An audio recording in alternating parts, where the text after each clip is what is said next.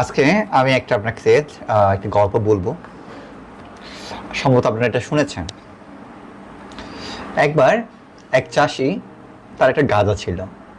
তো চাষির হঠাৎ করে তার ভীষণ টাকার দরকার হয়, যে যার কারণে গিয়ে সে সিদ্ধান্ত নিল তার গাধাটাকে বিক্রি করে ফেলবে। এই কথা চিন্তা করে চাষি তার ছেলেকে নিয়ে চাষি ও তার ছেলে সহ গাধাটাকে নিয়ে বাজারের উদ্দেশ্যে রওনা দিল। এখন যাওয়ার পথে রাস্তায় কিছু ছেলে মেয়ে খেলাধুলা করছিল, এখানে একজোট হয়ে কথা আড্ডা দিচ্ছিল। তো যখন দেখলো গাধাটাকে নিয়ে ছেলে আর চাষি আর চাষির ছেলে যখন যাচ্ছে, তখন ছেলেগুলো বলল যে, দেখছিস ওরা কি বোকা, একটা গাধা আছে, দুইজন মানে কেউ একজন তো গাধার উপর উঠে গেলে তো হয়, কত সুন্দর অনায়াসে কেউ একজন গাধার উপর উঠে চলে যেতে পারতো। এই কথা শোনার পর চাষি কি করলো, তার ছেলেকে গাধার উপর তুলে দিল, চলতে লাগলো। কিছুদূর যাওয়ার পর কয়েকজন মহিলা, কয়েকজন বয়োজ্যেষ্ঠ মানুষ তাদেরকে দেখে তাদের উদ্দেশ্য করে বলে, দেখছিস বর্তমানে সমাজে বাবা মায়ের যেন কোনো সম্মানই নেই, নাইলে এরকম হয় বাবাকে হেঁটে নিয়ে যাচ্ছে আর ছেলে গাদার উপরে আরামসে যাচ্ছে। এইটা শোনার পর চাষির ছেলে একটু লজ্জা হলো এবং চাষির ছেলে গাদা থেকে নেমে তার বাবাকে গাদার উপরে তুলে দিল। এরপর তারা আরো কিছু দূর গেল। কিছু দূর যাওয়ার পর কিছু বয়স্ক মহিলারা বসে একজোট হয়ে আড্ডা দিচ্ছিল। তারা এই কাণ্ড দেখে বলল যে, দেখছিস এই মশাইয়ের কি আক্কেল, নিজে গাতার উপর চলে যাচ্ছে আর ছেলেটাকে নিয়ে যাচ্ছে হেঁটে হেঁটে। এখন এটা শোনার পর চাষিও লজ্জা পেয়ে গেল এবং চাষি কি করলো, চাষি লজ্জা পেয়ে গেল। তো চাষি কি করলো, এবার ছেলেকে সহ গাদার উপরে তুলে নিল। দুজনে গাদার উপরে উঠে সামনে আগাতে লাগলো। কিছুদিন যাওয়ার পর একজন পশু প্রেমিকের সঙ্গে দেখা। পশু প্রেমিক চাষি এবং চাষির ছেলের এই কাণ্ড দেখে পশু প্রেমিক বলতে লাগলো, কি কাণ্ড দেখছেন, কি কাণ্ড, কি অবাক কাণ্ড, একটা অবুঝ একটা প্রাণীর উপর দুজন আস্তা মানুষ উঠে গেছে, কি অবিচার, তাদের তো শাস্তি হওয়া দরকার।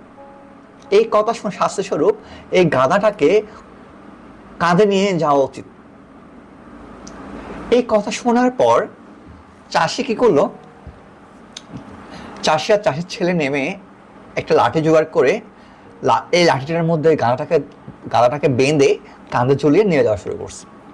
ততক্ষণে তারা পুরা মানে বাজারের কাছাকাছি চলে আসছে। তো বাজারের সম্মুখ একটা খাল আছে, খালটা পার হওয়ার জন্য একটা সাঁকো আছে।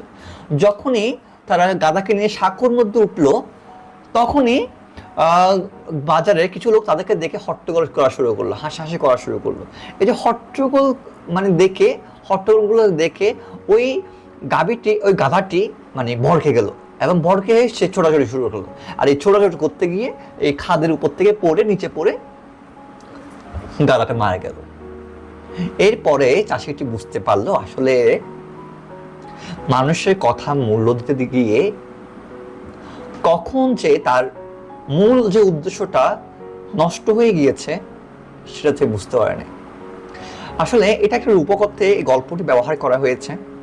বেসিক্যালি এমনটা কিন্তু আমাদের জীবনে আমরা দেখি যে, আমরা যখন কোনো একটা কাজ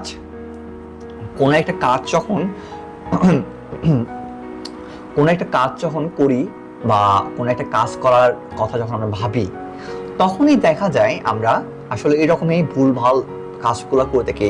অমুকে কি বলছে, তমুকে কি বলছে, প্রত্যেক জনের কথা আমরা ধরার পর কিন্তু একবার আমরা চিন্তা করি না আসলে আমরা কাজটা কেন করছি। আমরা আমাদের বিবেকের কাছে জিজ্ঞেস করি, আমরা বিবেক দিয়ে কোনো একটা কাজের সিদ্ধান্ত নিই না।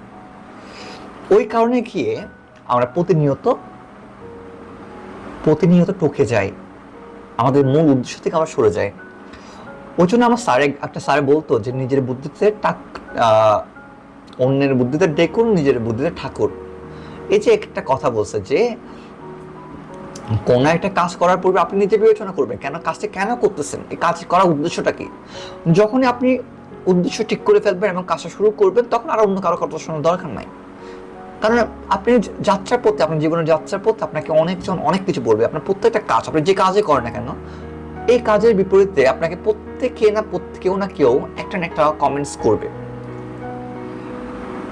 বাট আপনার উদ্দেশ্য যদি ঠিক থাকে, তাহলে আপনি অবশ্যই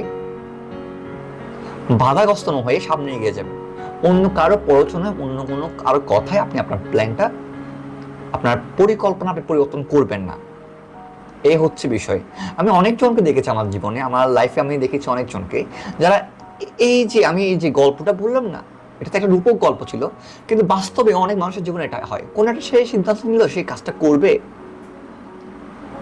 কাজটা করার পর ও প্রত্যেকটা মানুষ এই কাজের বিপরীতে একটা কমেন্টস করে, এই করার বিপরীতে গিয়ে সে আর কাজটা থেকে মানে দূরে সরে আসে।